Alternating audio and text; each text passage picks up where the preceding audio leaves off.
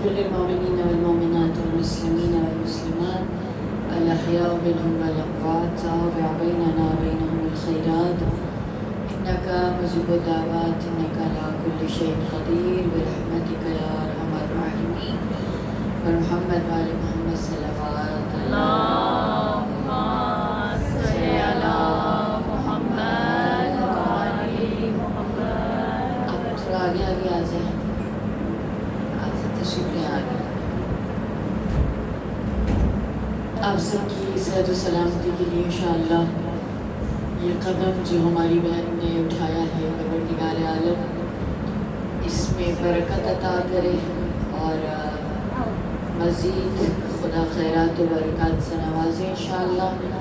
جناب زہرا سلام اللہ علیہ کی خاص نظر اس عزاداری و اس مجلس پر رہے بآواز بلند صلوات. اللهم صل على محمد وآل محمد. برائے تعجیل در ظہور آقا امام زمان صلوات. اللهم صل على محمد وآل محمد. اس صفحہ عذاب پہ 14 معصومین علیہ السلام کی تشریف آوری خصوصاً جناب سیدہ فاطمۃ الزہرا کی آمد کے لیے بآواز بلند صلوات. اللهم صل على محمد وآل محمد. اعوذ باللہ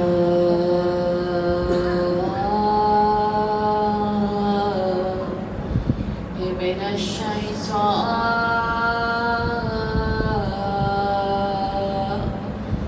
اللعین الرجیم. بسم اللہ الرحمن الرحیم.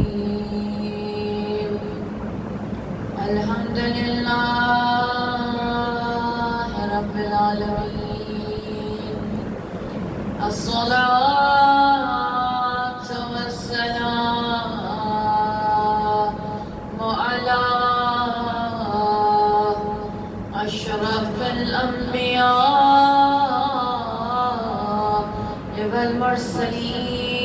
والمرسلين سيدنا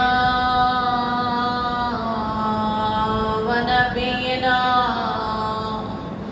وحبيب قلوبنا وطبيب نفوسنا وشفيع ذنوبنا مولانا أبا القاسم مصطفى محمد. اللهم صل على محمد وآل محمد. اللهم كل وليك الحجة ابن الحسن صلواتك عليه وعلى آبائه في هذه الساعة وفي كل الساعة وليا وحافظا وقائدا وناصرا وجليلا وأينا حتى تسكنه أرضك طوعا وتمتعه فيها طويلا برحمتك يا أرحم الراحمين. اللهم صل على محمد وآل محمد. فقد قال الله تبارك وتعالى في القرآن المجيد والفرقان الحميد وقوله الله وهو أصدق الصادقين. بسم الله الرحمن الرحيم. إنما يريد الله ليذهب عنكم الرجس أهل البيت ويطهركم تطهيرا اللهم صل على محمد وآل محمد عجل فرجهم أجمعين الحمدللہ رب العالمین۔ پروردگار عالم کی بارگاہ میں شکر ادا کرتے ہیں، خدا تبارک و تعالیٰ نے صفِ عزائے و عبداللہ حسین بچھانے کی توفیق عطا کی۔ یہ وہ سب ہے جتنی زیادہ بچھائی جائے، جہاں جہاں بچھائی جائے، جہاں جہاں آپ اس کو آباد کریں، یقیناً الحمدللہ آپ بنیاد گزار بنیں، آپ بنیادیں رکھنے والے بنیں عزاداری کی۔ یہ وہ صدقہ جاریہ ہے جو پروردگار عالم کی جانب سے ہر ایک کو نصیب نہیں ہوتا۔ یقیناً وہ جگہ جہاں پہ صف عزا بچھائی جاتی ہے، وہ جگہ جہاں پر کریا کرنے والے بیٹھتے ہیں، یہ سب جگہیں آپ کی شفاعت کریں گے انشاءاللہ۔ یہ وہ دسترخوان ہے جہاں خالی ہاتھ آتے ہیں اور دستور یہاں سے جاتے ہیں۔ تو آپ تصور کریں، چھوٹی سی ایگزامپل دوں گی، کمپیریبل نہیں ہے لیکن پھر بھی ہم دے دیتے ہیں کیونکہ ہمارے لوگوں کو اسپیشلی خواتین کو یہ والی ایگزامپل زیادہ سمجھ آتی ہے۔ ٹھیک ہے، کسی برانڈ پر اگر سیل لگ رہی ہو تو آپ کو اگر کہا جائے صرف ایک برانڈ پہ سیل لگ رہی ہے، آپ سے غصہ آتا ہے کہ نہیں؟ یہ سیل ہر جگہ ہونی چاہیے ہے نا، تاکہ قریب ترین جگہ پہ بھی اور ہم وہاں پہ جا کر ہم اسے فائدہ اٹھا سکیں۔ ٹھیک ہے، کہ ممکن ہے کہ دور جانا ہر ایک کے بس کی بات نہیں ہے، لیکن جب بات آتی ہے دین کی، جب بات آتی ہے خصوصاً اس دسترخوان کی، تو ہم کہتے ہیں کہ کسی ایک جگہ ہو، دو جگہ ہو کافی ہے، ہم تھک جاتے ہیں۔ لیکن ایام عاشورہ میں جہاں جہاں بچ سکے بچھائیں، کم از کم ایام عاشورہ میں۔ ویسے تو 40 دن آپ نے کرنا ہے، لیکن کم از کم عاشورہ کی ان ایام میں تھکنا نہیں ہے۔ انشاءاللہ جتنا ہو سکے جائیں، جہاں جہاں پہنچ سکتے ہیں جائیں، جہاں جہاں بچھا سکتے ہیں اس سب کو بچھائیں، دسترخوان کو بچھائیں۔ یہ وہ ایام ہیں جن میں فاطمہ الزہرا آپ کو دینے کے لیے تیار رہتی ہیں۔ جناب سیدہ خود آپ کو دینے آتی ہیں، آپ کے تبرکات میں ان کا ہاتھ ہے، آپ کے گھروں میں، آپ کی ان تمام تر خدمات میں ایک ایک قدم جو آپ کا فاطمہ الزہرا کو پرسہ دینے کے لیے اٹھتا ہے، ہر قدم کے بدلے میں روایت کہتی وہ عمل جس میں انسان کے دونوں فرشتے ایکٹیو ہو جاتے ہیں، دائیں جانب کا بھی اور بائیں جانب کا بھی، وہ کیا ہے؟ ایک لعن ہے بر دشمنان فاطمہ، اور دوسرا علم کی مجلس کے لیے قدم اٹھانا، اب عبداللہ حسین کی مجلس کے لیے قدم اٹھانا، آپ کے ہر قدم کے بدلے میں، اور خصوصاً اگر آپ درود پڑھتے ہوئے چلے آئے گھر سے، باوضو ہو کر چلے آئے، دائیں جانب کا فرشتہ نیکیاں لکھنا لگ جاتا ہے اور بائیں جانب کا فرشتہ آپ کی گناہوں کو مٹانا شروع کر دیتا ہے۔ یعنی یہ وہ اعمال ہیں جن کا نعم البدل نہیں ہے، اور واقعاً ہم بہت خوش نصیب ہیں کہ خدا نے ہمیں در فاطمہ سے متمسک کیا۔ لیکن ایام عزاداری کے ایام کو صرف ہم نے مجلس بے عنوان ثواب نہیں کرنا، یہ والی مینٹیلٹی سب سے پہلے ختم کریں کہ چونکہ مجلس ثواب ہے اس لیے ہم کریں، نہیں، مجلس ثواب ہے لیکن مجلس ثواب سے کہیں زیادہ بڑا ہے۔ مجلس وہ واحد ذریعہ ہے جو ہم جیسے نالائقوں کو لائق بناتا ہے، ہم جیسے گنہگاروں کو ثوابدار بناتا ہے، ہم جیسے جہنم کی طرف چلنے والوں کو بہشت کی طرف راستے دکھاتا ہے۔ اگر مجالس نہ ہوتی تو شاید ہم بھی جاہل مر جاتے، کوئی ہمارا پرسان حال نہ ہوتا۔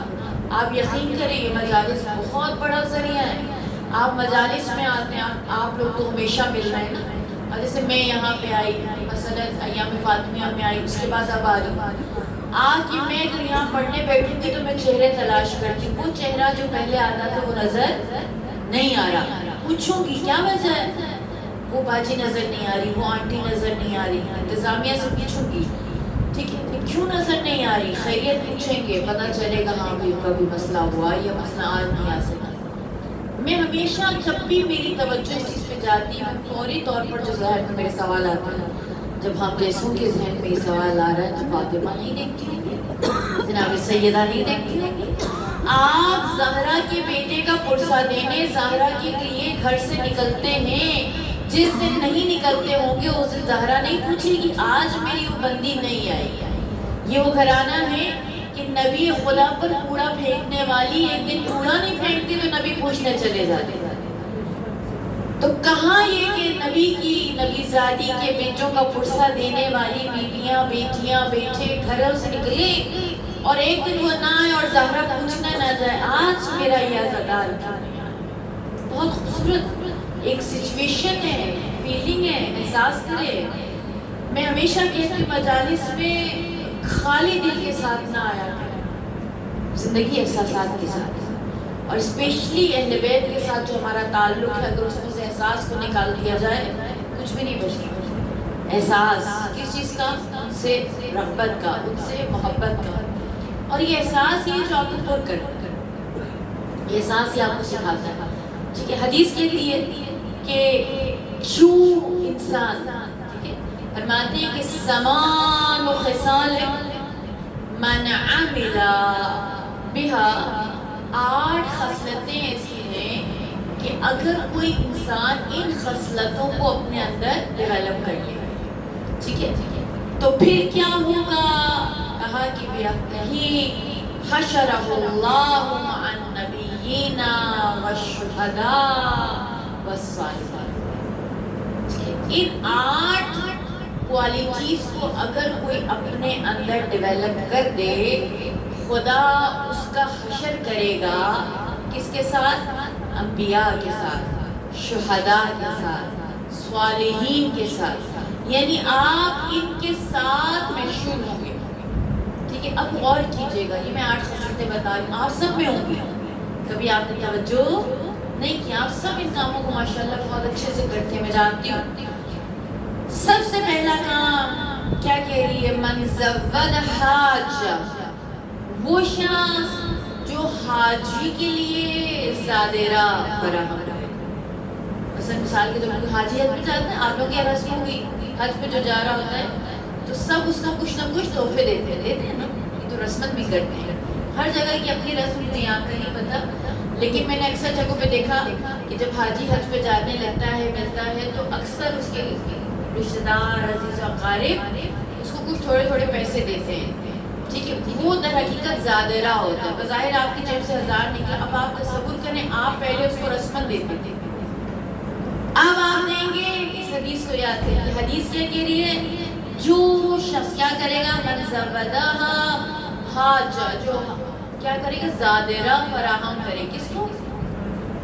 حاجی۔ وہ کیا ہوگا؟ اس کا حشر ہوگا انبیاء و شہداء و صلحاء کے ساتھ۔ تصور کریں، کام آپ لوگ ماشاءاللہ کر رہے ہیں۔ پھر فرمایا وَزَوَّجَ عَزَبًا، آپ کیا کریں؟ رشتہ کروا دیں، کسی کی شادی کا سامان فراہم کر دیں، کسی بیٹے بیٹی کی شادی کا انتظام کر لیں۔ مثال کے طور پر آپ دیکھیں یہ انتظامات آپ لوگ ویسے بھی کر رہے ہوتے ہیں، آپ کے گلی محلے میں انتظام کرتے ہیں، رشتہ داروں میں کرتے ہیں، اور کسی غریب بچی کے لیے تو بہت کرتے ہیں، کوئی غریب بچی کی شادی ہے، چلو بھائی سب مل کے، اب دیکھیں سب مل کے جو بھی کام کرتے ہیں اس سے برکت ہے، تھوڑا تھوڑا جو بھی ڈال دیا، ماشاءاللہ بچی کو آپ نے بڑے عزت سے رخصت کر دیا۔ فرماتے ہیں جو یہ کام کرے گا اس کا حشر خدا کس کے ساتھ کرے گا؟ انبیاء، صلحاء، شہداء کے ساتھ۔ پھر فرمایا اخاصم الموفا، اگر آپ کسی کے غم کو دور کر دیں، کسی کے غم کو برطرف کر دیں، ٹھیک ہے، اگر آپ کسی کے غم کو برطرف کر دیں تو اس شخص کا حشر خدا انبیاء، صلحاء اور شہداء کے ساتھ کرے گا۔ مطلب کیا ہے؟ آپ سب کرتے ہوں گے، مثال کے طور پہ آپ کے رشتہ داروں میں، عزیز و اقارب میں، ہمسایوں میں ہوتی ہوگی، آپ سب چاہتے ہیں نا تعزیت کے لیے، آپ ان کو حوصلہ دیتے ہیں، ہے نا، آپ حوصلہ دیتے ہیں۔ آپ کے ہمسائے میں کوئی مشکل میں ہے، آپ جاتے ہیں اس کی مدد کرتے ہیں، کوئی بیمار ہے اس کی عیادت کرتے ہیں، یہ غم کو برطرف کرنا ہے۔ یہ نارملی ہمارے ہاں یہ سب کام بڑی خوشی خوشی انجام پاتے ہیں، لیکن کہاں پہ ہم اس کا فائدہ نہیں اٹھا پاتے؟ جہاں پہ میں غرض رکھتی ہوں میں کہ وہ میرے ہاں آتی ہے اس لیے میں جا رہی ہوں، وہاں پہ مائنس ہو گیا. آپ اگر یہ کہتی نہیں خدا کو یہ کام پسند ہے ہاں پھر میں کر رہی ہوں، وہ میرے لیے کرے یا نہ کرے. اور اسپیشلی حدیث کہتی بہترین صدقہ ہی وہ ہے جو آپ اپنے اس رشتہ دار کو، اس عزیز کو، اس دوست کو دیں جو آپ کے لیے سختیاں کرتا ہے، آپ کے لیے دشمنی کرتا ہے. خاص طور پر اس کے ساتھ جو آپ نیکی کریں گے اس کا ثواب، اس کا جو فائدہ ہے وہ آپ کو باقی اعمال سے بہت زیادہ ملے گا. صلوات صلی علی محمد وعلی محمد عجل فرجهم اجمعین. ربًا یتیما، کسی یتیم کی پرورش کریں. یہ تو بہت، اس کا تو بہت زیادہ ثواب ہے. آپ نے روایات میں بے تحاشا سنا ہے، قرآن میں اس کی تاکید ہے. ایون رسول خدا صلی اللہ علیہ وسلم نے حدیث میں فرمایا یتیم کی تربیت کرنے والا قیامت میں میرے ساتھ یوں ہوگا، یوں. یعنی جتنی یہ دونوں آپس میں قریب ہیں اتنا میرے ساتھ وہ قریب ہوگا جو یتیم کی پرورش کرتا ہے. اور دیکھیے یہ حدیث بہت قیمتی ہے. اس زمانے میں بھی سمجھ آتی تھی لیکن آج کے دور میں اس کو زیادہ سمجھ رہی ہوں. ایک زمانے جاہلیت تھا جس میں یتیموں کا حقوق کو پامال کیا جاتا تھا. متاسفانہ آج کے دور میں پھر ہم یہ چیز دیکھ رہے ہیں. باپ چلا گیا، ان بچوں کا پھر کوئی پرسان حال نہیں ہوتا کہ ہم سمجھتے ہیں کہ یتیم ہے. تصور کریں خدا کہتا ہے کسی کے سر سے اگر باپ کا سایہ اٹھ گیا، محمد مصطفیٰ صلی اللہ علیہ وآلہ وسلم صلی علی محمد وعلی محمد فرماتے ہیں اور فرماتے تھے اس زمانے میں بھی اگر کوئی بچہ یتیم ہو جائے، کسی کا باپ مر جائے تو میں محمد اس کا باپ ہوں. ٹھیک ہے، آپ تصور کریں. اور ہم ان کو کتنا لاوارث کر دیتے ہیں تو اس کو کوئی یتیم کی آہ کبھی کوئی نہ لے گئے. فرماتے ہیں یتیم اور مظلوم اور خدا کے درمیان کوئی فاصلہ نہیں، یعنی اس کو بددعا کرنے کی بھی ضرورت نہیں پڑتی. ایک آہ، ایک جو کہتے ہیں نا ٹھنڈی سانس کافی ہے آپ کو تباہ کر دینے کے لیے. فرمایا یتیم کے اوپر جتنا تم کر سکتے ہو کرو. روایت میں نے پڑھی تھی کہ رسول خدا تشریف لے جا رہے تھے گلی میں تو ایک بچے کو دیکھا سائڈ پہ بیٹھا ہے، باقی سب بچے کھیل رہے ہیں. رسول خدا نے سوال کیا بیٹا کیا بات ہے، آپ کیوں نہیں کھیل رہے باقی سب بچوں کے درمیان؟ بچے نے بتایا یا رسول اللہ میں یتیم ہوں اور بچے مجھے اپنے ساتھ نہیں کھلاتے. رسول خدا شدید ناراحت ہوئے، اس بچے کو لے کر گئے در زہرا اور بی بی کے دروازے پر آ کر جناب سیدہ سلام اللہ علیہا سے فرمایا کہ فاطمہ اس بچے کو نہلاؤ، دھلاؤ، کھلاؤ، حسنین کے کپڑے پہناؤ. جناب سیدہ لے کے گئیں، بچے کو نہلایا، حسنین کے کپڑے پہنائے، تیار کیا. اور تیار کرنے کے بعد رسول خدا اس بچے کو جب وہ تیار ہو گیا نہا دھو کے صاف ستھرا ہوا، اسی گلی میں انہیں بچوں کے درمیان لایا اور کہا کہ بچوں میں کھیلو. آئندہ اگر کوئی پوچھے کہ تمہارا بابا کون ہے تو کہنا میرا بابا محمد مصطفیٰ ہے، میری بہن فاطمہ الزہرا ہے. ٹھیک ہے، آپ تصور کریں کتنا بڑا مقام ہے. اگر محمد مصطفیٰ اس کام کو کرے اس کا مطلب ہے کہ ایک ایسا عمل ہے جس کا انلیمیٹڈ ثواب ہے. اور آپ سمجھ لیں نا کہ نبی جب کہے کہ اتنا قریب ہوں گے تو اس کے بعد تو کوئی سوال رہ ہی نہیں جاتا. ٹھیک ہے، ربًا یتیما. پھر فرمایا ہدا ضالا، گمراہ کو راہ دکھائے. کہ کتنا خوبصورت. اس کے دو معنی ہیں، دو معنی. ایک معنی یہ کہ کوئی آپ سے راستہ پوچھتا ہے کہ بھئی میں نے فلاں کے گھر جانا ہے، گھرانے کے لیے پوچھتا ہے وہ ان کا گھر کدھر ہے، وہاں مجلس ہو رہی ہے. اب کوئی بندہ دکھا دیتا ہے، اس کا ثواب. یعنی انشاءاللہ کو مجھے کبھی موقع ملے سناؤں گی آپ کو روایت کی. جبرائیل امین 7 کاموں کے لیے تمنا کرتے ہیں کاش میں انسان ہوتا تو میں ان کاموں کو کرتا. کون کہہ رہے ہیں؟ جبرائیل امین. کون ہے؟ روح القدس. کون ہے؟ انبیاء فرشتوں کے ملائکہ کے سید و سردار وہ تمنا کریں کاش میں انسان ہوتا میں یہ کام کرتا. ان میں سے ایک کام کیا ہے میں لوگوں کو راستہ دکھا دیں. یعنی یہ اتنا ثواب اس کا. اور ہمارے اکثر لوگ کیا کرتے ہیں شرارت میں کوئی سے سوال پوچھتا ہے کہ فلاں ایڈریس کیا غلط بتا دیتا ہے. انہیں لگتا ہے کہ یہ شرارت ہے. نہیں, اگر آپ کسی کو صحیح طریقے سے بتائیں فرماتے ہیں اس کا جو اجر و ثواب ہے وہ آپ تصور نہیں کر سکتے. سمجھے جب جبرائیل تمنا کر رہے ہیں کاش میں ابن آدم ہوتا اور میں لوگوں کو راستہ دکھاتا. پھر فرمایا اطعم طعام, کہا کہ کسی بھوکے کو کھانا کھلانا ہے, کسی بھوکے کو کھانا کھلا دینا. اور آپ تصور کریں بھوکے کو کھانا کھلانا, اور اسپیشلی ان دنوں میں خصوصاً آپ کو جب اہل بیت کے توسط سے ہم کھلاتے ہیں. مثال کے طور پر غدیر میں, ٹھیک ہے, غدیر میں آپ نے کھلایا. اب دیکھیں ائمہ کے ساتھ یہ مخصوص ہو جاتے ہیں. خصوصاً مثلاً آپ غدیر میں کھلاتے ہیں. غدیر میں کہا اگر تم ایک کو کھلاتے ہو, ٹھیک ہے, تو تم کیا ہو گئے میزبان بن گئے. کس کے؟ انبیاء کے. کس کے؟ صلحاء کے, شہداء کے میزبان بن گئے. ایک فرد کو غدیر کے دن کھانا کھلانے پر. اور اگر تم ایک سے زیادہ کو کھلا دو, حدیث کہتی ہے امیر المومنین علی بن ابی طالب علیہ السلام فرماتے ہیں صلی اللہ محمد, فرماتے ہیں پھر اس کا ضامن میں علی ہوں. ٹھیک ہے, اس کا ضامن میں علی ہوں. کس کا؟ جو غدیر کے دن ایک سے زیادہ لوگوں کو کھلا رہے ہیں. ٹھیک ہے, اور آپ سوچیں پھر امیر المومنین اگر آپ کو ضمانت دے رہے ہیں تو پھر تو پکی ضمانت ہے, اس میں پھر کمی کی گنجائش نہیں ہے. ٹھیک ہے, اور پھر فرماتے ہیں اسپیشلی غدیر کے دن جو لوگ یہ سیلیبریشن کرتے ہیں, مناتے ہیں, کھانا کھلا رہے ہیں, دسترخوان بچھا رہے ہیں, فرماتے ہیں یہ غدیری ہے, یہ غدیری ہے. اور غدیریوں کے لیے عالم محشر میں بہشت کے لیے ایک خاص محل ہوگا جہاں لکھا ہوگا یہ محل کس کا ہے؟ غدیریوں کا. یہ محل غدیریوں کا ہے. تو آپ اگر اپنا نام غدیریوں کی لسٹ میں لکھوا لیتے ہیں, واہ کیا بات ہے.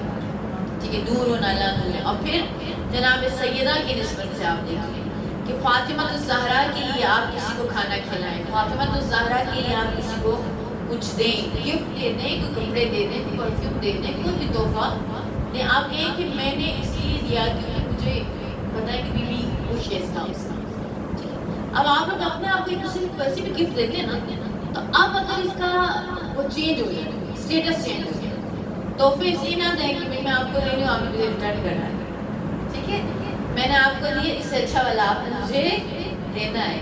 اب آپ کا اسٹیٹس کیا ہو, میں آپ کو دے رہی ہوں اس لیے کہ بیوی کو بہت پسند ہے کہ مومن ایک دوسرے کو تحفے دیں. ایون ماں باپ اپنے بچوں کے لیے جو کھانا تہیا کرتے ہیں, جو گفٹس لے کر آتے ہیں, وہ ویسے بھی انہوں نے لانے ہیں نا, لیکن اگر اس کا عنوان بدل دیں کتنا خوبصورت. اور جناب سیدہ فرماتی ہیں کہ جو بھی دنیا میں کسی کے ساتھ میرے توسط سے رشتہ رکھے گا, میری خاطر کسی کو کھلائے گا, میری خاطر کسی کو پہنائے گا, میری خاطر کسی سے دوستی کرے گا, کہا قیامت میں ان سب کو عالم محشر سے ایسے چن لوں گی جیسے چڑیا خراب دانوں میں سے صحیح دانوں کو چن لیتی ہے.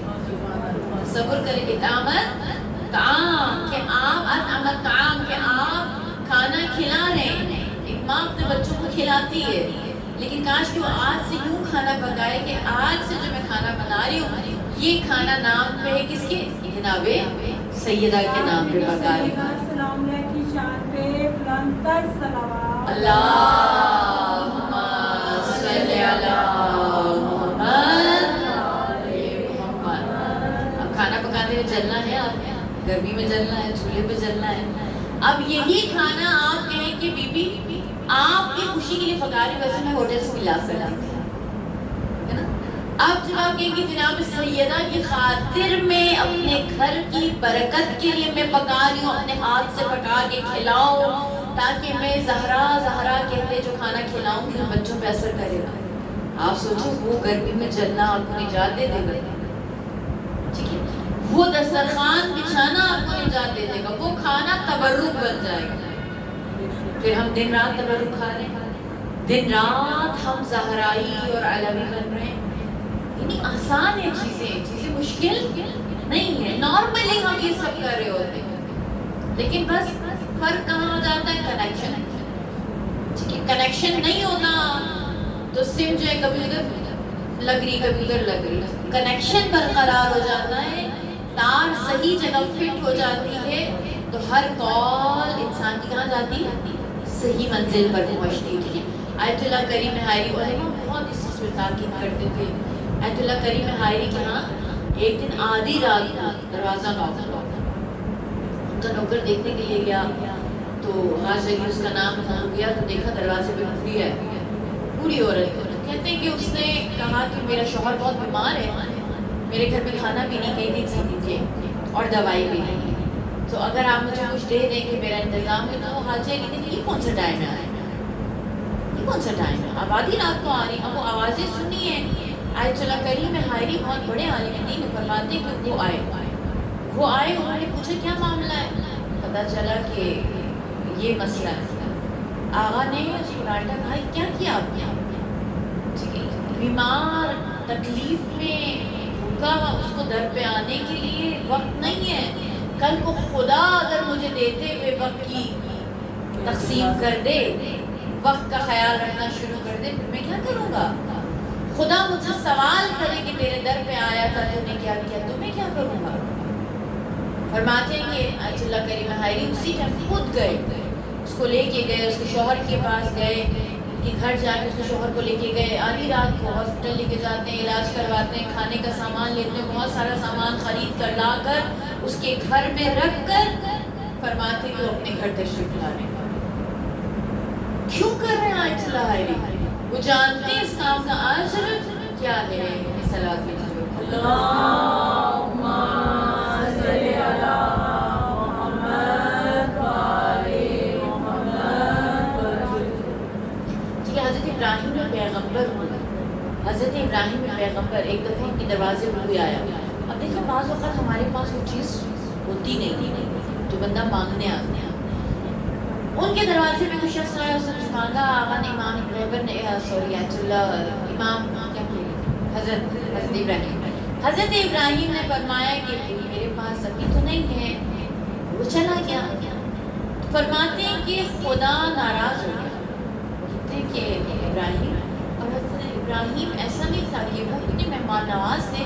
روایات کہتی ہیں کہ اگر کوئی نہ آئے نا تو خود لینے جاتے تھے. فرماتے کہ کیوں نہیں دیا؟ پروردگار میرے پاس نہیں تھا. کہا اگر نہیں تھا تو کیا میں نے آپ کو اتنی عزت نہیں دی ہے کہ آپ کسی سے کہہ کے اس کی مشکل حل کر دیں؟ کیونکہ ضروری نہیں ہے کہ آپ خود کریں.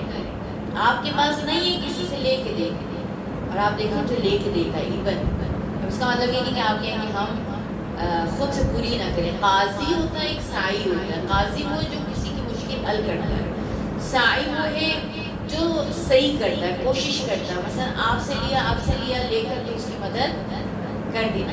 فرماتے سائی کو کتنا ثواب ملتا ہے؟ کہا وہ سعی جو جناب ہاجرہ نے اسماعیل کے لیے پانی کے لیے صفا و مروہ کی ہاجرہ نے، ہم کرتے وہ نہیں، وہ جو جناب ہاجرہ نے صحیح کی اس سعی کا ثواب ملتا ہے. اس سعی کو جو کسی کی مشکل حل کرنے کے لیے کیا کرتا، قدم اٹھاتا. تصور کریں اتنی تعریف. ٹھیک ہے. اسی طریقے سے امام سجاد علیہ السلام کے در پر لوگ آتے تھے، ما صلی علی محمد، امام ہر ایک کو دیتے تھے. اور آپ کو پتہ ہے ان بعض کے بارے میں تو موجود ہے کہ اگر امام خود اپنے ہاتھ سے دیں تو امام لینے آنے والے کے ہاتھ چھوتے تھے. یہ پوچھا ہے بھائی حمزہ نے، حضرت حمزہ نے پوچھا مولا جان آپ کا نام یہ کب کرتے ہیں؟ امام فرماتے ہیں کہ دیکھو وہ مال ابھی تک جو میرا تھا اس کو اس نے خدا کر کرتے تھے، ابھی تک اس کی مجھے حفاظت کرنی تھی، اب یہ مال میری حفاظت کرے گا. اب اس کو قیمتی بنا دیا نا، اس لیے شخص مجھے اس کو ڈھونڈنے جانا نہیں پڑ رہا، یہ میرے در پہ آئے. تو ایک دن کسی نے کہا، اب وہ بعض اوقات اصحاب بھی پریشان ہوتے ہیں، ہر ایک کو دے رہے، پوچھتے بھی نہیں ہے، ضرورت ہے کہ کہا مولا جان پوچھ تو لیا کرے، کیا پتہ حقدار ہو یا نہ ہو۔ ہم سجاد فرماتے ہیں عزیزہ نے، کہتے مجھے ڈر لگ رہا ہے کہ میں اس آزمائش میں مبتلا نہ ہو جاؤں جس میں حضرت یعقوب پیغمبر مبتلا ہو گیا۔ پوچھا مولا وہ کون سی آزمائش تھی؟ اب مولا فرماتے ہیں کہ ایک دن حضرت یعقوب کا دسترخوان لگا ہوا تھا، سارے بچے ہیں، حضرت یعقوب کے دسترخوان میں کھانا لگا ہوا تھا، دروازے پہ دق الباب ہوا، نوک ہوا، اور جو آنے والا تھا اس نے کچھ مدد مانگی۔ حضرت یعقوب کو خبر ملی۔ اب حضرت یعقوب ایسا نہیں تھا کہ دینا نہیں چاہ رہے تھے، دینا تھا انہیں، لیکن تھوڑا سا پوچھنے پاچھنے میں لیٹ ہو گیا اور وہ چلا گیا۔ کہتے وہی دن تھا جس دن حضرت یوسف نے خواب دیکھا، اور اگلے دن صبح حضرت یوسف نے خواب سنایا، بھائیوں نے خواب سنا، حسد ہوا، حضرت یوسف کو کیا کیا گیا؟ بھائیوں نے لے جا کر مارنے کی کوشش کی، پھر کنویں میں ڈال دیا، پھر غلام بنا دیا، پھر اتنی طویل جدائی، کس میں؟ یعقوب پیغمبر اور یوسف، یہاں تک کہ آنکھیں سفید ہو گئی یوسف کے غم اور جدائی۔ امام سجاد کہہ رہے ہیں میں ڈرتا ہوں کہ کہیں میں ایسی مصیبت مبتلا نہ ہو جاؤں۔ یعنی ہم جن چیزوں کو لائٹ لیتے ہیں وہ اتنی لائٹ ہے نہیں۔ اب ہاں حضرت یعقوب پر یہ مصیبت اس لیے آئی کہ ان کا عہدہ بہت بڑا تھا، ہمارے اوپر انشاءاللہ اتنی بڑی تو نہیں آئے گی، لیکن چھوٹے موٹے ہرڈلز آتے ہیں، پھر آپ کہتے ہیں نا پتہ نہیں میرا ہر کام بند ہو رہا ہے، میرا ہر دروازہ، بھائی جاؤ تعویذ کرو، دیکھو کیا ہوا، فلاں عامل ڈھونڈو، اس عامل کے پاس جاؤ، یہ عاملوں کا کام کہ جو دھندے ہماری وجہ سے چل رہے ہیں، پھر ہم ڈھونڈنے جاتے ہیں دیکھیں ہمارے در بند ہو رہے ہیں، کیوں ہمارے در بند ہو رہے ہیں؟ اب کہتا وہ آپ پہ تو جادو کر دیا، آپ پہ تعویذ کر دیا، آپ پہ تو کالا جادو کر دیا۔ ٹھیک ہے، میں نہیں کہتی کہ چیزیں نہیں ہیں، لیکن ضروری نہیں کہ ہر چیز کے پیچھے کالا جادو ہے۔ بہت سے کام ہمارے اپنے کاموں کی وجہ سے ہوتے ہیں، جب ہم دوسروں پر دروازے بند کرتے ہیں تب ہمارے دروازے بند ہوتے ہیں۔ 8واں کام جس سے آپ انشاءاللہ انبیاء اور شہداء اور صلحاء کے ساتھ محشور ہوں گے، وہ کیا ہے؟ گرمیوں کے طویل دنوں کے روزے۔ اب آپ سوچیں 8 کام ہیں، 8 میں سے ایک کام کیا ہے؟ عبادت، حقوق اللہ، اور باقی 7 کام کیا ہے؟ حقوق الناس، حقوق العباد، اخلاق۔ آپ تصور کریں کہ اخلاقیات جن کو ہم بہت لائٹ لیتے ہیں، لمبی لمبی عبادتیں ہمیں اچھی لگتی ہیں، لمبے لمبے کام ہمیں اچھے لگتے ہیں، لیکن اخلاقیات پہ توجہ نہیں ہے، لوگوں کے حق بڑی آسانی سے ہم مار لیتے ہیں۔ آپ تصور کریں کہ ان 8 میں سے 7 کام اخلاقیات پر مبنی ہے اور ایک کام عبادت پر۔ صلوات بھیجیے محمد صلی اللہ محمد۔ سورہ یونس میں پروردگار عالم فرماتا ہے اگر کوئی لوگوں پر احسان کرے تو اللہ اس کے ساتھ 4 کام کرتا ہے۔ ٹھیک ہے، اگر آپ لوگوں پر احسان کرتے ہیں تو اللہ آپ کے ساتھ کیا کرتا ہے؟ 4 کام انجام دیتا ہے۔ وہ 4 کام کون سے ہیں؟ بہت خوبصورت آیت ہے، اس کو غور سے سنیے گا۔ للذین احسنوا الحسنی، تم اگر کسی کے ساتھ احسن، حسنہ، احسن نیکی، حسنہ بہت زیادہ نیکی، حسنہ جو ہے اس کا مبالغہ ہے۔ ٹھیک ہے، فرمایا اگر تم کسی کے ساتھ نیکی کرو گے خدا تمہارے ساتھ بہت زیادہ نیکی کرے گا۔ پھر فرمایا وہ زیادہ اور اس کو زیادہ کر دے گا، کہ تمہارے ساتھ بہت نیکی کرے گا اور اس کو زیادہ کر دے گا۔ وَلَا يَرْحَقُ قَدَرٌ وَلَا ذِلَّةٌ، خدا تمہیں کبھی بھی ذلت کے پار میں جانے نہیں دے گا، تمہارے اوپر ذلت کا بوجھ کبھی نہیں آئے گا۔ یعنی خدا تمہیں کبھی ذلیل ہونے، ساری دنیا مل کر آپ کو ذلیل کرنے کے لیے طاقت اکٹھی کر لے، نہیں کرنے دے گا خدا، کیونکہ آپ محسن ہیں۔ ٹھیک ہے، اور 4تھا کام کیا ہے؟ اولئک اصحاب الجنہ، یہ تو اصحاب جنت ہیں، وَهُمْ فِيهَا خَالِدُونَ، اور انہوں نے ہمیشہ وہاں رہنا ہے۔ دنیا میں کیا کرے گا خدا؟ 3 کام، اور ایک آخرت کی. 3 کاموں میں سے پہلا کام، آپ نے جو نیکی کی ہے اس نیکی کو کئی گنا بڑھا دے گا. کہ پہلے تو آپ کے ساتھ نیکی کرے گا، اور دوسرا آپ کے ساتھ نیکی کو بہت زیادہ بڑھا دے گا. تیسرا، خدا کبھی بھی آپ کو کسی کے احسان تلے دبنے، آپ اسٹرانگ رہیں گے، آزاد رہیں گے. ٹھیک ہے. اور چوتھا، اولئک اصحاب الجنہ. چوتھا آخرت میں وہ کیا کہ آپ جنت میں ہوں گے اور آپ ہمیشہ وہاں. کیا چیز کہتی ہے کہ جب تم کسی کے لیے کسی کی مشکل آسان کرتے ہو، میں تمہاری مشکل آسان کروں. خدا کہہ رہا ہے ٹھیک ہے، اللہ تمہاری مشکل آسان کر دے گا. جب تم، اور کہاں کرے گا؟ فرمایا دنیا میں بھی اور آخرت. جب تم کسی کا پردہ رکھو گے، خدا تمہارا پردہ رکھے گا. کہاں رکھے گا؟ دنیا میں اور آخرت میں. اور جب تک تم کسی کی مدد میں لگے رہو گے، خدا تمہاری مدد میں لگا رہے گا. یعنی جب آپ کسی کی مدد کر رہے ہیں، آپ یہ نہ سوچیں میں اس کے لیے کر رہا ہوں. آپ کی فیلنگز کیا ہونی چاہیے؟ میں اس کی کر رہا ہوں. خدا کتنا پیارا ہے نا کہ اللہ آپ کی کرے. آپ کو خدا کسی کا محتاج ہونے نہیں دیتا. کربلا کیا ہے؟ آپ کربلا میں کیا دیکھتے ہیں کہ امام حسین علیہ السلام نے کربلا کے شروع سے لے کے آخر تک میں ہمیں کیا بتایا؟ احسان، احسان اور احسان. ٹھیک ہے. آپ تصور کریں کہ جب ولید نے امام کو بلایا تھا کہ بھی آپ بیعت کریں، اکیلے بلایا تھا. حضرت عباس ساتھ تھے لیکن اندر وہ نہیں گئے، دروازے کے باہر کھڑے. کیا ولید کو مارنا امام کے لیے مشکل تھا؟ عباس تلوار لے کر آ گئے تھے، مشکل تھا؟ نہیں تھا. لیکن امام وقت کا انتظار کرتے ہیں. ٹھیک ہے نا. میں اور آپ چیزوں کو اور طرح دیکھتے ہیں، ائمہ اطہار چیزوں کو اور طرح دیکھتے ہیں. ائمہ کو اتھارٹیٹیو ہونا پسند نہیں ہے. یعنی میرے ہاتھ میں کوئی آ گیا عہدہ، اس کے بعد میں فوراً کیا کروں؟ ان سب کو کیا کروں؟ لائن میں لا کر کھڑا کر دوں اور گولی مار دوں. نہیں ہے. اسم اعظم ایک ایسا اسم ہے، آپ تصور کریں اماموں کے پاس نہیں تھا کیا؟ امام حسین کے پاس اسم اعظم تھا؟ ہاں. کیا امام حسین ایک دفعہ اسم اعظم لیتے اور کربلا کا تختہ الٹ جاتا؟ پاسبل تھا نا؟ ہاں. امام اپنی ماں کی قبر سے جدا ہو رہے ہیں اور کیا کہتے ہوئے جدا ہو رہے ہیں کہ اماں جان یقیناً آپ کی قبر سے دور ہونا میرے لیے سخت ہے، لیکن کیا کروں کہ میرے نانا کی امت مجھے آپ کے پاس رہنے نہیں دے رہی. دیکھیں یہ باتیں میرے اور آپ جیسے بے بسوں کی ہیں. ٹھیک ہے. یہ باتیں حسین کے لیے نہیں ہیں، لیکن حسین کر رہا ہے. کیونکہ حسین بتا رہا ہے اصل طاقت ہی یہ ہے کہ کمال قدرت رکھتے ہوئے رزم بے رضا اللہ کی تصویر بن جاؤ. رزم بے رضا اللہ کی تصویر بن جاؤ. امام جعفر صادق علیہ السلام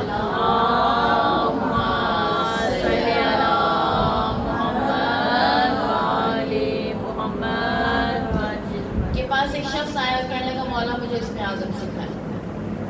بہت تنگ کرتا تھا کہ تم سکھائیں، میری بہت حاجتیں ہیں، بڑی مشکلات ہیں. ہم سب کو لگتا ہے نا بس ہمیں اسم اعظم ملے اور چھو ہو جائے، سب کچھ چینج ہو جائے. تو امام نے کہا اچھا چلو ٹھیک ہے، تم ایک کام پہلے کر لو، اس کے بعد پھر دیکھتے ہیں. کیا کہا؟ تم فلاں جگہ چلے جو وہاں پہ پھول ہے، وہاں بیٹھ جانا اور پھر آج مجھے بتانا تم نے کیا کیا دیکھا. پھر میں دیکھتا ہوں. تو کہتے وہ جا کے وہاں بیٹھ گیا. تو اس نے دیکھا کہ ایک بوڑھا آ رہا ہے، کمر پہ لکڑیوں کا بہت بڑا گڈھا ہے. اسے اٹھائے بجائے چونکہ ایک قدم چلا رہا ہے، پیچھے سے ایک گھڑ سوار آ رہا ہے. وہ پہلے اس میں تازیانے مارتا ہے بھی تیز چلے. بیچارہ نہیں چل سکتا تھا، اس کے کندھے میں بہت بوجھ ہے.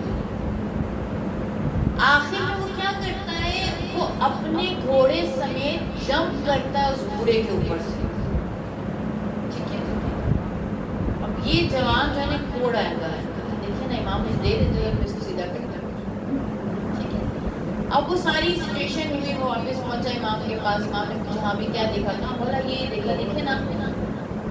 تو امام نے کہا کہ تمہارے پاس اس میں اعظم ہوتا تو تم کیا کرتے؟ کہتے کہ میں اس گھڑ سوار کی مرمت کرتا، اس کی پٹائی کرتا، اس بوڑھے کے ساتھ یہ کہ اس کے ظلم کا بدلہ لیتا. امام نے فرمایا تمہیں پتہ ہے وہ جو بوڑھا تھا نا اس کے پاس اس میں اعظم تھا، اس کے پاس اس میں اعظم لیکن اس میں اعظم اپنی ذاتی مشکلات کو حل کرنے کے لیے نہیں ہونا. اس کے پاس تھا لیکن اس نے صبر کرنا بہتر سمجھا. دیکھو تم میں اور اس میں فرق یہ، اسی لیے میں تمہیں نہیں دے سکتا. تمہیں تو دے دیا تو اس بندے کا تو یعنی وہ ہے نا کہ ہر جگہ وہ کہیں نہ کہیں اس کا غلط استعمال کرنا پھر ایک. تو آپ تصور کریں بے اسپیشلی ہمارے جو بچے ہیں ان کے لیے کہ ایسا نہیں تھا کہ امام اللہ اس میں بے بس تھے. کبھی بھی یہ نہ سوچے گا کہ امام بے بس تھے، نہیں بے بس نہیں تھے. اور اگر اس سماج سے بے بس کہیں کہ وہ خدا کے عشق اور محبت میں بے بس تھے تو یہ حسین رضا بے رضا اللہ کی حسین ایسی تصویر تھے کہ وہ اللہ کی ہر رضا پر راضی تھے اور کہیں انہوں نے شکایت نہیں کی. جب جدائی کا وقت آیا تب بھی نہیں. نانا کے روزے پہ جا رہے ہیں، کس طرح گئے، کیسے آئے، ٹھیک ہے. ماں کے روزے پہ جا رہے ہیں. خدا کسی بچے کو یہ دن نہ دکھائے کہ وہ اپنی ماں سے دنیا میں تو جدا ہوا سو ہوا. آپ تصور کریں ہر بچے کا شوق نہیں ہوتا ہے، حق نہیں ہے بچے کا کہ اس کی ماں کے ساتھ وہ زندگی گزارے. کیا ایک بچے کا حق نہیں ہے وہ اپنے ماں کی آغوش میں زندگی گزارے؟ اور وہ ماں زہرا جیسا اور بیٹا ہو حسین جیسا. کیا اس کو حق نہیں ہے؟ لیکن کیا ہم نے حق دیا؟ امت نے نہیں دیا. 18 سال کی جوان ماں کو ان سے چھینا اور اتنی کم عمری میں انہیں بن ماں کے جینے پر مجبور کیا. اور آج جب حسین اس عمر کو پہنچے ہیں تو اتنا مجبور کیا کہ وہ قبر زہرا سے بھی جدا ہونے پر مجبور کہ انہیں قبر فاطمہ سے بھی جدا ہونا پڑا. ظلم نہیں ہے، اپنی ماں کی قبر سے بھی جدا ہو رہا. روایت کہتی ہے کہ امام حسین ماں کی قبر پر ایسے آئے جیسے ایک بچہ آتا ہے گھومنے کے بعد، اور فرماتے ہیں کہ وہ اس طرح سے ماں کی قبر سے لپٹ کر رو رہے تھے. اب تصور کریں ہماری اتنی عمروں میں جا کے اگر ماں مر گئی، اس دنیا سے چلی گئی، ہم تڑپتے ہیں خدایا ماں کے بغیر بھی زندگی کوئی زندگی ہے. لیکن سوچیں کہ وہ حسین انہیں زیادہ عرصہ اپنی ماں کے پاس اپنی ماں کی آغوش میں رہنا نصیب نہیں ہوا. اور جب وہاں سے مدینہ سے جدائی کا وقت قریب آ گیا، تشریف لے کے جا رہے ہیں ماں. فرماتے ہیں کہ عباس کو بلایا، علی اکبر کو بلایا، محمد کو بلایا، قاسم کو بلایا. عزیزان من آج کا یہ قافلہ بہت اچھا تھا، بہت خوبصورت ہے. سارے فاطمہ الزہرا کے پھول ابھی اکٹھے ہیں، یہ پورا گلدستہ ابھی اکٹھا ہے. ابھی تو امام کہتے ہوں گے عباس آپ یہ کام کر لیا، علی اکبر یہ والے کام کر، قاسم یہ ڈیوٹیز امام دے رہے ہوں گے. سب کو ڈیوٹیز ڈیوائڈ کر دیں. کتنا خوبصورت ہے نا یہ لمحہ. پھر عباس کو بلایا ہو، عباس آ جائیں، ساتھ جانے والے مسافروں کی فہرست بنانی ہے. پھر عباس کے ساتھ بیٹھ کر میرے مولا نے فہرست بنائی ہوگی، اس میں سب کے نام ایک ایک کر کے لکھے ہوں گے. اور پھر قافلے کو روانگی کا حکم دیا ہوگا. عزیزانو روایت کہتی ہے ابھی کا پیالہ بنی ہاشم میں، محلہ بنی ہاشم میں خاص رونق ہے، سارے بیٹے زندہ ہیں. واہ کیا خوبصورت منظر ہے. زہرا کا نور، زہرا کی برکتیں اور خیرات، زہرا کی کوثر ہر طرف بکھری ہوئی ہے. ابھی زہرا کا گلدستہ اکٹھا ہے. کسی دروازے پہ قاسم کھڑے، کسی در پر علی اکبر کھڑے، کسی در پر کلثوم کے در پر حضرت عباس کھڑے. ایک ایک معظمہ نکلتی ہے، آہ کی شان سے نکلتی ہے. خدا آپ کے بیٹوں کو سلامت رکھے، خدا کسی بہن کو بھائی کا دکھ نہ دکھائے. خدا فاطمہ الزہرا کی پھولوں کے پرپر ہونے سے پہلے کیا رونق تھی. قاسم فرما کو لے کر کجاوے کی طرف آئے ہوں گے, علی اکبر لیلا کو لے کر کجاوے میں بٹھایا ہوگا, عباس نے کلثوم کو کس شان سے کجاوے میں لائے ہوں گے. ہائے سکینہ کبھی عباس کو دیکھتی تھی, کبھی علی اکبر کی علی اکبر کے لاڈ اٹھواتی ہوگی, کبھی حسین کی آغوش میں جاتی ہوگی.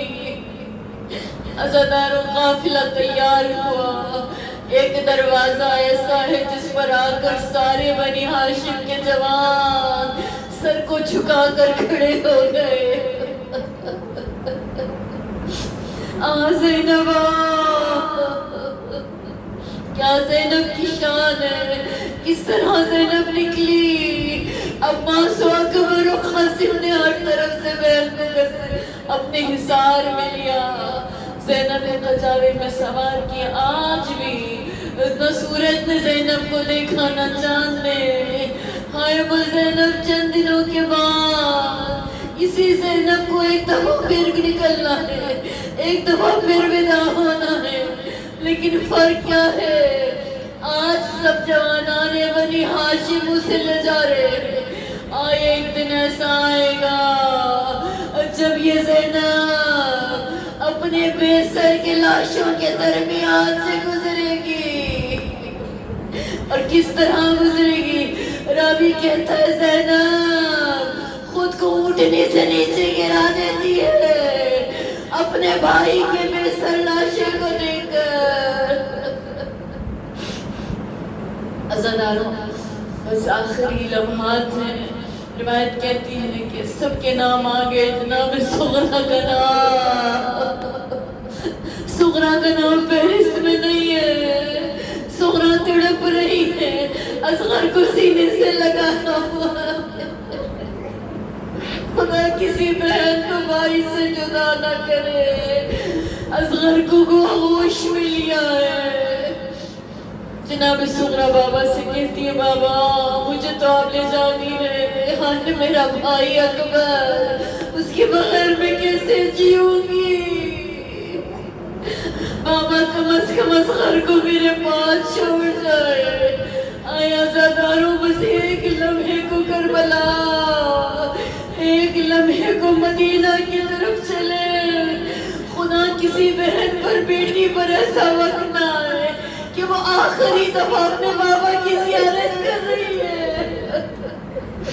پھر کبھی نہ دیکھنے کے لیے بابا سے جدا ہو رہی ہے. بابا کم از کم اصغر کو میرے پاس چھوڑ جائیے. اصغر بھی بہن سے ایسے چپکا ہے. رباب آگے بڑھی, ابا اصغر کو بلایا نہیں آتے. جناب رباب آئی, اصغر ماں کی گود میں نہیں آتا. جناب زینب آئی, اصغر گود میں نہیں آئی. بی بی نے فرمایا آقا اصغر کسی کی گود میں نہیں آئے. راوی کہتا ہے امام حسین آگے بڑھے, بچے کے کان میں کچھ جملے کہے, جملوں کا سننا تھا. اصغر نے بہن کی باہوں کو چھوڑا. یا زہرا اپنی بہن کی آغوش کو چھوڑا, خود کو بابا کی آغوش میں گرا دیا. اصغر نے آج بابا کی آغوش میں گرایا ہے, روز عاشور جھولے سے گرایا تھا خود کو. شاید بابا نے بتایا ہو اصغر آپ نے تو کربلا فتح کرنی ہے, آپ نے حرملہ کا سے شعبہ تیر کھانا ہے. السلام علی الحسین وعلی علی ابن الحسین. جمعرات کا دن ہے عزاداروں, کربلا کی جانب چلتے ہیں. آج پورا قافلہ کربلا میں ہے. روایت کہتی ہے آج جو ظاہر ہوتا ہے اس کو زہرا اپنے ہاتھ سے امان نامہ دیتی ہے. مولا ہم کربلا نہیں آ سکے. السلام علی ساتھ مل کر پڑھیں جو جو تمنا رکھتا ہے کربلا جانے کی. السلام علی الحسین وعلی علی ابن الحسین وعلی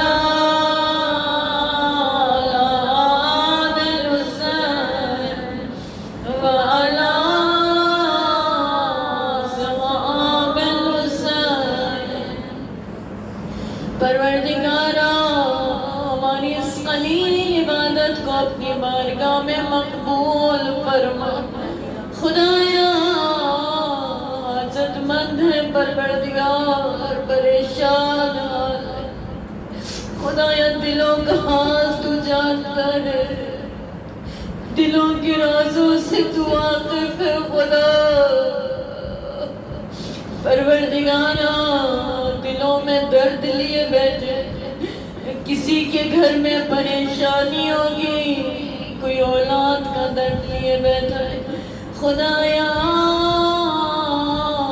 پروردگارا ہمارے دردوں کی دوا کر دے اللہ. خدایا تجھے واسطہ زہرا کے شکستہ پہلو کا یا اللہ. خدایا دو محرم آ گئی, ابھی زہرا کے بچے زندہ ہیں, زہرا بھی کربلا پہنچ چکی ہوگی. خدا پروردگارا تجھے واسطہ زہرا کا خدا کسی ماں کو اس کی اولاد کے غم میں نہ رلانا. یا اللہ یا اللہ, ہاتھوں کو بلند کر کے سب مل کے پڑھیں. اس میں اعظم ہے, ہمیں نہیں پتا کب کس لمحے خدا ہماری حاجات سنے. یا اللہ یا اللہ یا اللہ یا اللہ, تمام آپ کی مشکلات کے لیے. یا اللہ یا اللہ یا اللہ.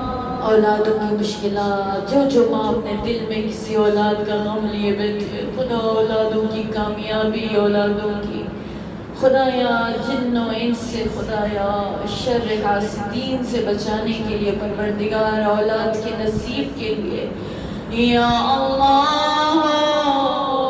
یا اللہ یا اللہ, آپ سب کے گھروں کے امان کے لیے, گھر کی انشاءاللہ مشکلات کی آسانی, روزگار میں انشاءاللہ جن کو رزق کی پریشانی ہے خدایا غیب سے ان کی مشکلات آسان فرما.